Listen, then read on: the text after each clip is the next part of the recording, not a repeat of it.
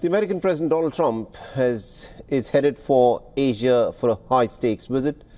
He's scheduled to hold talks with Chinese counterpart Xi Jinping and may even meet with the North Korean leader Kim Jong-un. The Trump-Xi meeting is all set to take place in South Korea on the last day of President Trump's regional swing. And Trump will also visit Malaysia and Japan on his first trip to Asia since he returned to the White House in January, and he's expected to meet with Qatar's Emir en route to Malaysia. The Trump told the reporters on board the Air Force One that he hoped for a very good meeting with Xi Jinping, adding that he expected China to make a deal to avoid further tariffs that are due to come into effect on the 1st of November. We have a lot of things to discuss, including our farmers. We have a lot of things to discuss. The various trade deals that have been made in the past, and some broken, some not broken, but we've got many, many things. I think it's going to turn out to be a very good meeting.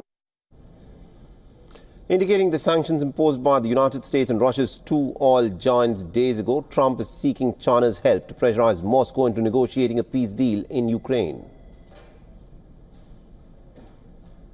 Very big sanctions on Russia.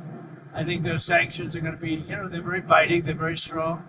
But I'd like to see China help us out. I have a good relationship with, as you know, President Xi. Very good. We're going to be meeting. We'll have a good meeting. I'm pretty sure we're going to have a great meeting, maybe a great meeting.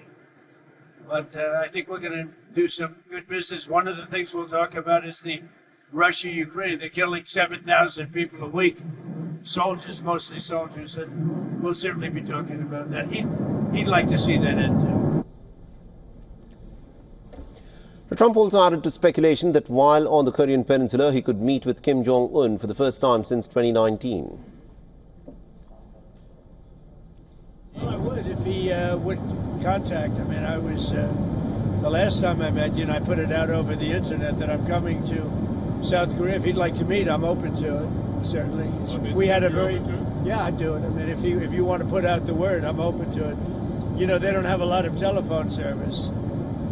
They have a lot of nuclear weapons, but not a lot of telephone service. So I'm open to it. I had a great relationship with him, and he probably knows I'm coming, right? But you want to put out the word, I'm open to it. Over 1,000 South Korean protesters, in fact, gathered in central Seoul to voice their opposition to Trump's South Korea visit, with demonstrators carrying placards that read, "No Trump."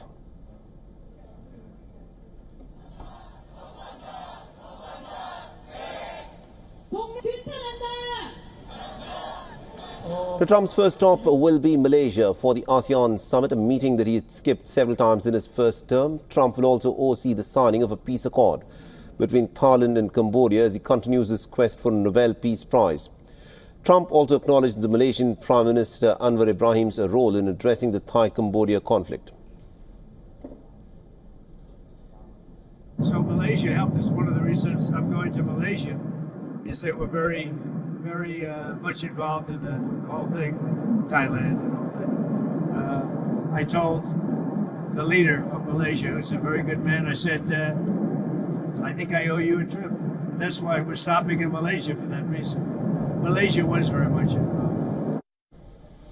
And Trump's next destination will be Tokyo, where he'll meet with the new Prime Minister Sane Takaichi. The U.S. leader has said that he had heard some pretty great things about her and hailed the fact that she was an acolyte of the assassinated former Premier Shinzo Abe, who had close ties with Donald Trump.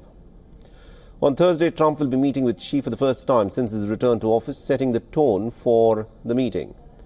Trump said that he'll be discussing issues like Taiwan and releasing the democracy activist Jimmy Lai when he sits down with President Xi Jinping.